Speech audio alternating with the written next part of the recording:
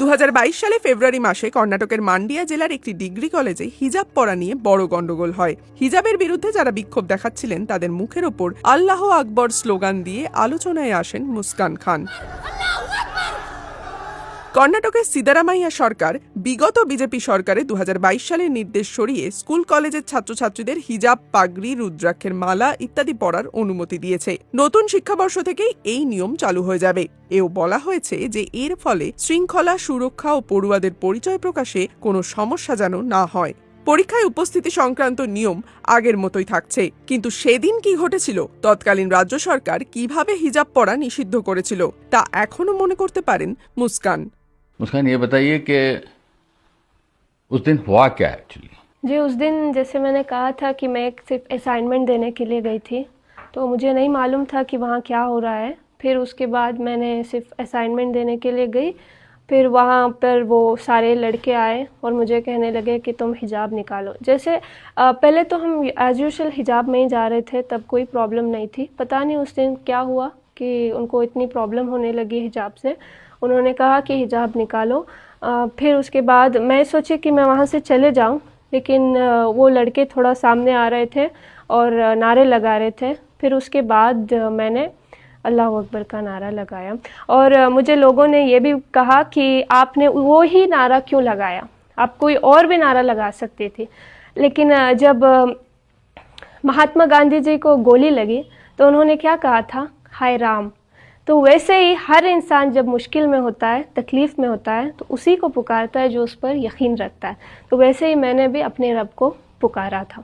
तो और उसके बाद ये लोग क्या आपके कॉलेज के थे या स्टूडेंट्स थे या बाहर के लोग थे? थोड़े बहुत कॉलेज के थे, लेकिन ज़्यादातर बाहर से ही थे। बाहर के लड़कों को ऐसा बुलाकर लाकर खड़ा कर ऐसा किया। और आपके लेक्चरर्स भी आपको आके मदद किए, मतलब आपको अंदर लेके गए? जी जी, मदद, वो लेक्चर्स बहुत हेल्प किए, फिर अंदर लेकर गए। फिर मुझे वो चीज़ का कोई उतना मालूम नहीं था। मैंने कहा कि मैंने भी बोल दिया, उन्होंने बोल दिया, बात ख़त्म है। लेकिन इतना वायरल हुई, फिर उसके बाद मैं घर आने के बाद मुझे पता चला कि बात इतनी वायरल हो गई है। तो उसके बाद आपके पढ़ाई पर क्या असर पड़ा? जी, पढ़ाई पर ऐसा हुआ कि करेक्ट एग्ज़ाम्स के दौरान ये मामला शुरू हुआ, तो उसके बाद सडनली हिजाब को बैन कर दिया गया। और जितनी लड़कियां जो शुरू से प्रैक्टिसिंग है, उनको बहुत तकलीफ़ होती है हिजाब निकालने के लिए। तो उसके बाद उस हिजाब बैन की वजह से बहुत सारी लड़कियां एग्ज़ाम ड्रॉप कर दिए। और मैंने बहुत सारे, उसके बाद दूसरे कॉलेज में भी मैंने बहुत ज़्यादा ट्राई किया, लेकिन मुझे लेने से रिफ्यूज़ कर दिए गए। और अब्रॉड से भी अपॉर्चुनिटीज़ आए थे, लेकिन मेरी अम्मी ने मुझे इजाज़त नहीं दिया, क्योंकि उस वक्त का ऐसा माहौल था। आपके क्लासमेट्स जो हैं, तो उनकी क्या अभिप्राय थी, क्या ओपिनियन थी उनकी इसके बारे में? उनकी कोई ऐसा नेगेटिव ओपिनियन नहीं था, वो मेरे साथ ही थे, क्योंकि उन सबको पता है ना कि हम शुरू से हिजाब को डाल रहे हैं। ऑल ऑफ सडन इस चीज़ को इतना बड़ा मुद्दा बना दिया, तो वो मेरे साथ ही थे। आप फाइनल ईयर में थे जब भी? नहीं, सेकेंड ईयर में थे। हाँ, सेकेंड ईयर। तो आप कितने सेमेस्टर कंप्लीट कर उसके बाद ख़त्म करें? थर्ड सेमेस्टर था मेरा, तो वो एग्ज़ाम के दौरान हुआ। उसके बाद मैंने दूसरा कोर्स लिया, फिर वहाँ पर मैं ज्वाइन किया ओपन यूनिवर्सिटी में, क्योंकि मुझे कॉलेज में लेने से रिफ्यूज़ किया जाता था। तो आप उसका वो एग्ज़ाम दिए? हाँ, ओपन यूनिवर्सिटी में ज्वाइन दिया। अभी जो है ऑर्डर पास हुआ है, ऑफिशियली अभी ऑर्डर पास हुआ है। तो हर लड़की जो हिजाब पहनकर जाना चाहती है, उनको इजाज़त है कि वो जाकर एग्ज़ाम लिखे।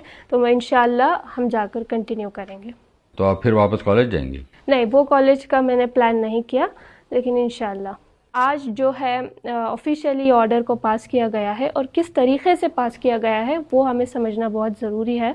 कि जितने भी हर रिलीजन को रेस्पेक्ट करते हुए हर धर्म के बच्चे को जो सेंचुरीज से जो प्रैक्टिसिंग है, जैसे टर्बन हो, हिजाब हो, तो इन सब चीज़ों की वजह से जो बच्चों को तकलीफ़ हो रही है स्टडीज़ को, तो एजुकेशन को प्रायोरिटी रखते हुए इन सब चीज़ों को अलाउड किया गया है।